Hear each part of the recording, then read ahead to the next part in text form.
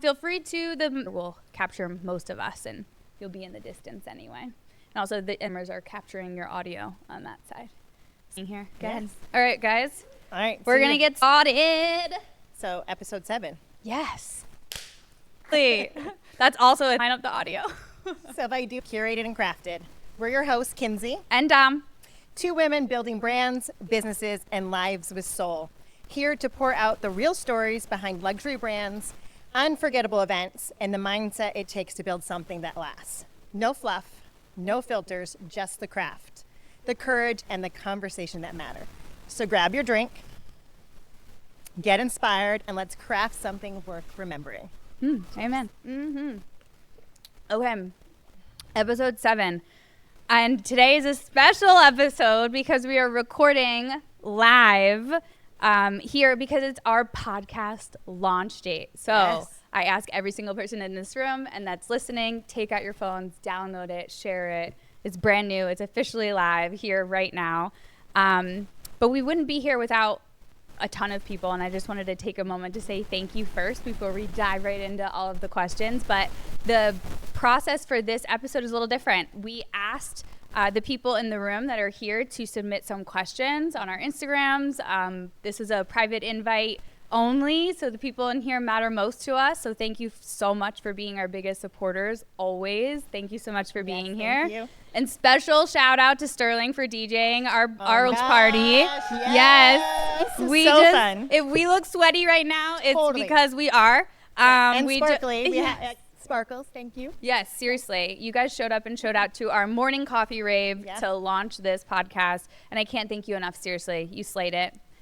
Grandma, thank you for cleaning this whole place and getting it ready because that was her job all week long. And I don't think we would have made it without her.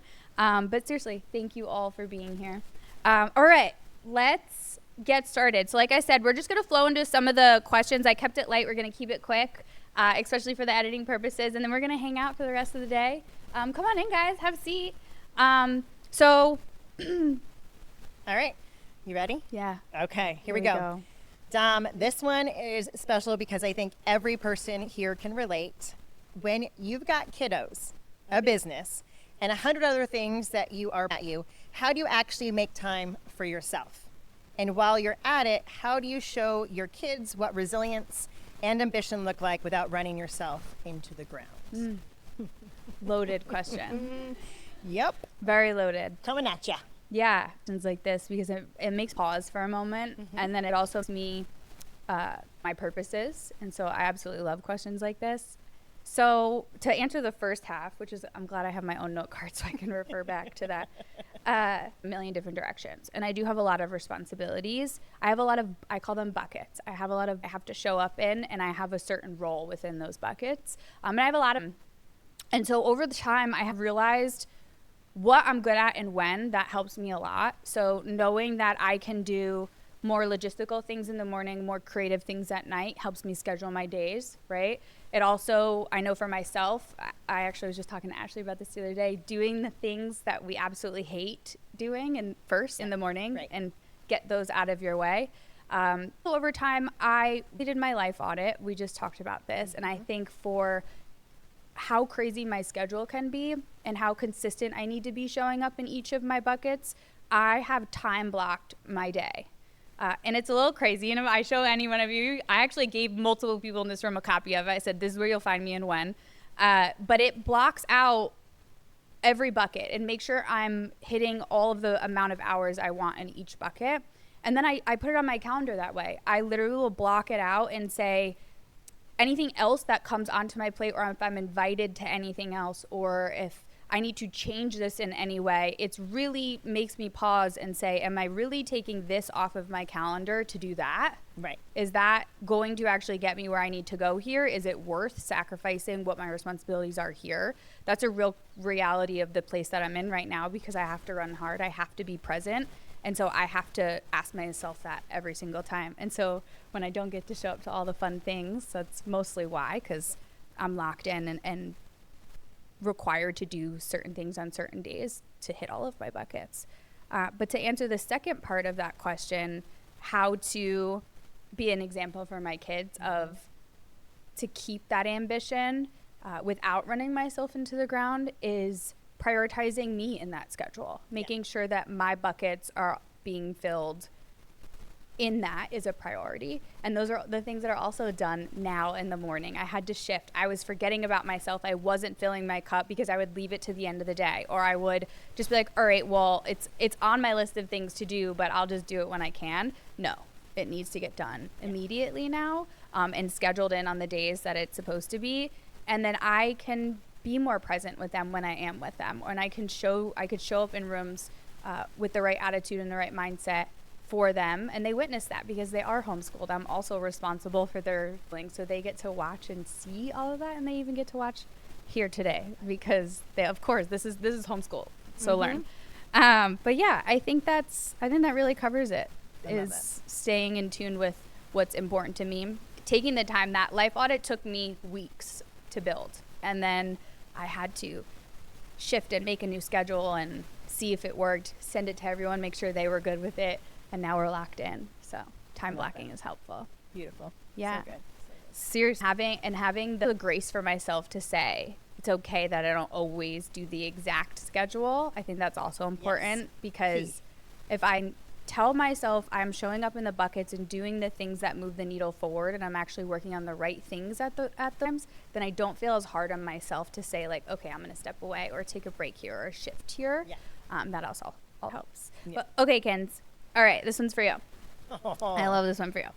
If you could go back and tell yourself one truth about womanhood, like something you've really learned along the way, what would it be? And how does it mean to you right now? And what does it look like with all the things that you have on your plate? Yeah. I don't know who the heck asked this question, but it is. Think about it, I think it's constantly learning. It is a phases of my life. It looks completely different.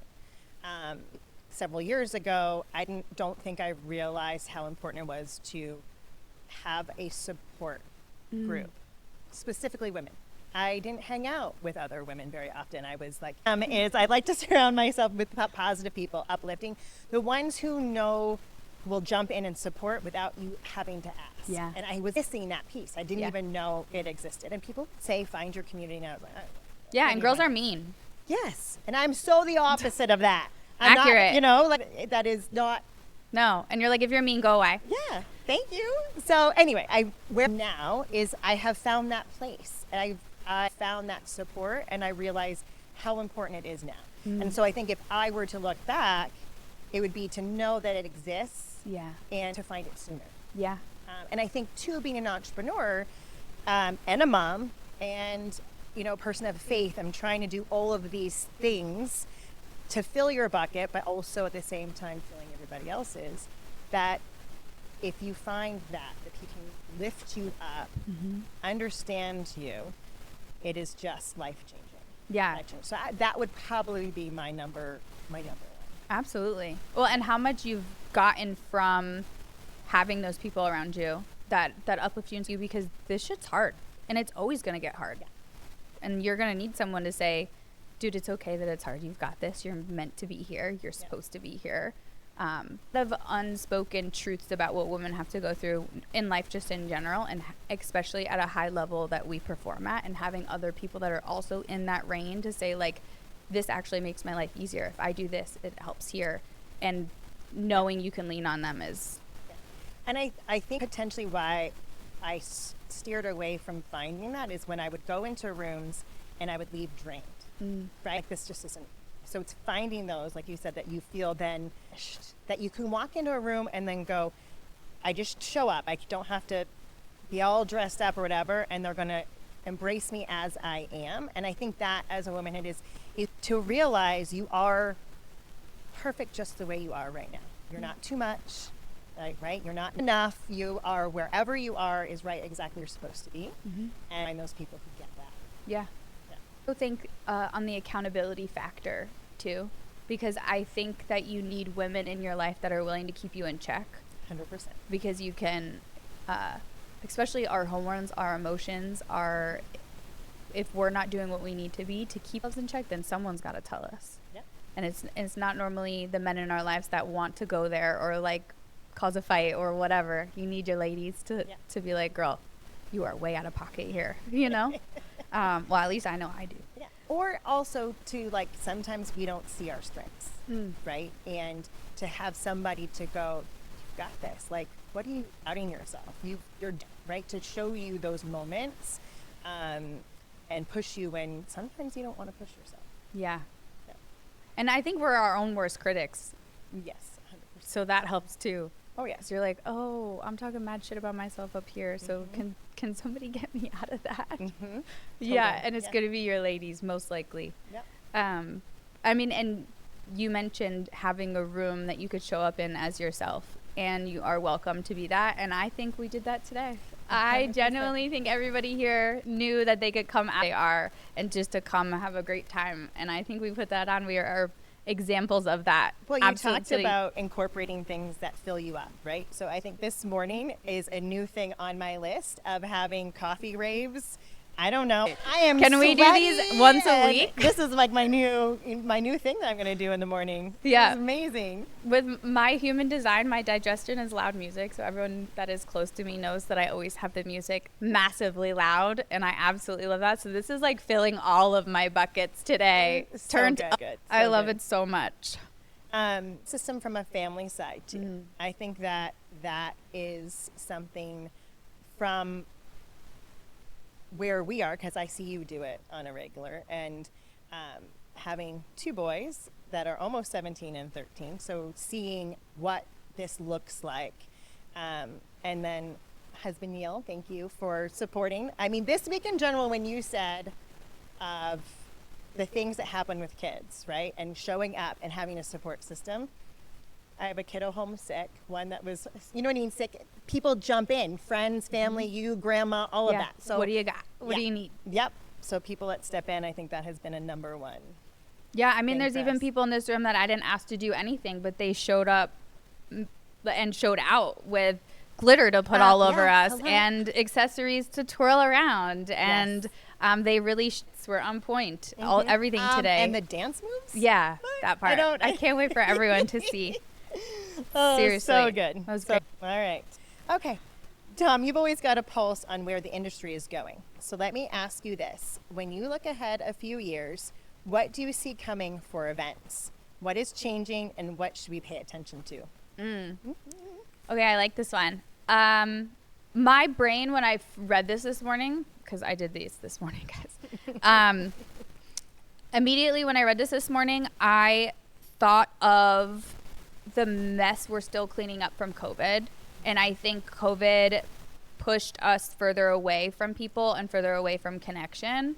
And in the event space, we caught up from that, right? And now I believe that there is going to be an even bigger push to bring people back together because of everything with AI as well. So it's like a two-hit because of what I've seen, and just taking a step back of what happened is, you know, we're in full lockdown. No one could really talk. We get used to not talking to people. And then boom, here comes AI, and it takes over the internet, and you don't know what's real and what's fake, or whether who you're speaking to even exists or not. And so I think it's going to push people back to in-person events. It's going to be pushing them back to whether it's retreats or conferences or things like this, or selling in person, because why would I want to buy from someone I don't even know if you're real, or if you're going to do what you say you're going to do? Like, I'm going to want to know who you are and who I'm buying from. I think we're back to that a little bit. So that's where I see the market going, is actually more in-person things.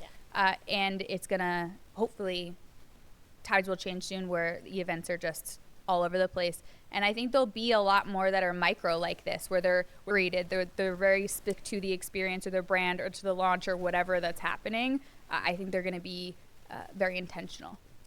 I think intentional. I think intimate. I think events that are curated and crafted. Amen. That's going to be 100%. Things that are being and interacting, exude a feeling.